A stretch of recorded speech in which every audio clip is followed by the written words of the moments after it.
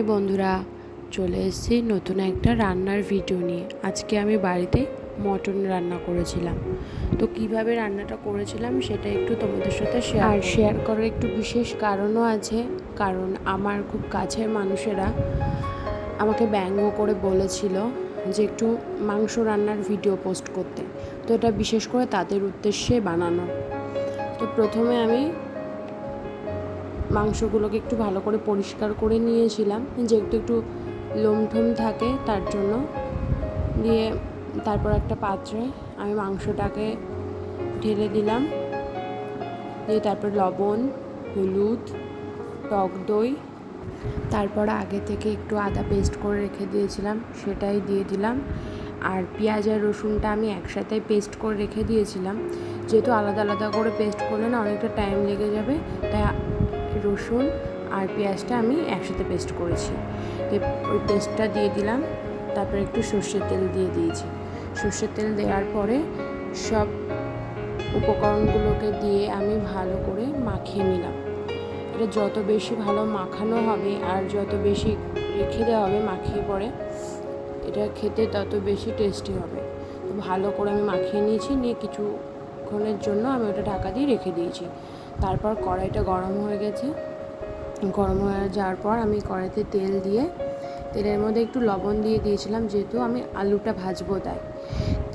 তারপর আলুগুলো আমি একে একে সব দিয়ে দিয়েছি কড়াইতে। দিয়ে আলুগুলোকে আমি একটু লাল লাল করে ভেজে নেব। আলুগুলো ভাজা হয়ে গেলে আমি একে একে আলুগুলো সব তুলে নিয়েছিলাম। আর এখানে একটা কথা বলবো, তোমরা দেখলে যে আমি তেলের ভিতরে আলুটা দেওয়ার আগে একটু লবণ দিয়েছিলাম। লবণটা কেন দিয়েছি বলো তো? লবণটা দিয়েছি এই কারণেই যে কোনো কিছু ভাজার আগে যদি তেলের ভিতরে একটু লবণ দেওয়া হয় তাহলে তেলটা না ছিটকে গায়ে লাগার সম্ভাবনা খুব কম থাকে। এটা তোমরাও একদিন ট্রাই করে দেখতে পারো, তাহলে তোমরা নিজেরাও বুঝতে পারবে। তারপর যেহেতু আমি আগে থেকে বেশি করে তেল দিয়েছিলাম, তো ওই তেলেই আমি জিরে, তেজপাতা, গোটা গরম মশলা সব একসাথে দিয়ে দিয়েছি। ভালো করে ভাজা হয়ে গেলে ওর মধ্যে আমি আগে থেকে কিছু পেঁয়াজ কেটে রেখে দিয়েছিলাম, সেই পেঁয়াজগুলো আমি দিয়ে দিলাম। দিয়ে পেঁয়াজগুলোকে আমি ভালো করে ভেজে নেব। দিয়ে পেঁয়াজগুলো একটু ভাজা হয়ে গেলে তারপর ওর মধ্যে একটু লবণ দিয়ে দিলাম। দিয়ে ভালো করে আবার একটু নাড়িয়ে নিলাম। তারপর আগে থেকে যে পেস্টটা আমি করে রেখেছিলাম পেঁয়াজ, আদা, রসুনের, সেই পেস্টটা আমি পরিমাণ মতো দিয়ে দেবো।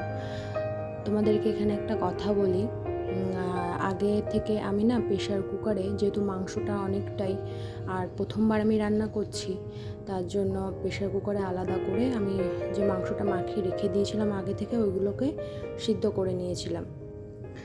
তো তারপর আমি পরিমাণ মতো একটু হলুদ দিয়ে দিলাম। হলুদটা দিয়ে ভালো করে একটু নাড়িয়ে নিলাম। তারপর আমি একে একে সব উপকরণগুলো এখানে দিয়ে দেব। তো এখানে একটু প্রথমে চিনি দিয়ে দিলাম, তারপর কাশ্মীরের লঙ্কার গুঁড়ো, আর একটু ঝাল হওয়ার জন্য একটু শুকনো লঙ্কার গুঁড়োও দিয়ে দিয়েছি। দিয়ে ভালো করে এটা আমি নাড়িয়ে নিলাম। দিয়ে আগে থেকে সিদ্ধ করে রাখা মাংসটা আমি ঢেলে দিলাম। দিয়ে মাঝখানে কিছুটা তোমাদেরকে দেখানো হয়নি, মাংসটা দেওয়ার পর আমি অনেকক্ষণ কষিয়ে নিয়েছিলাম। তার মধ্যে কাঁচা লঙ্কাও দিয়ে দিয়েছিলাম আর একটু জিরের গুঁড়োও দিয়ে দিয়েছিলাম। দিয়ে মাংসটা কষানো হয়ে গেলে আমি আলুটা দিয়ে দিয়েছি। তারপর কিছুক্ষণ কষিয়ে নেওয়ার পর আমি জল ঢেলে দিয়েছিলাম। দিয়ে মাংসটাকে আমি ফোটানোর জন্য রেখে দিয়েছি। তারপর মাংসটা হয়ে গেছে, রেডি হয়ে গেছে, দেখতে পাচ্ছ। তো রান্নাটা কেমন হয়েছে তোমরা সবাই আমাকে জানিও। টাটা।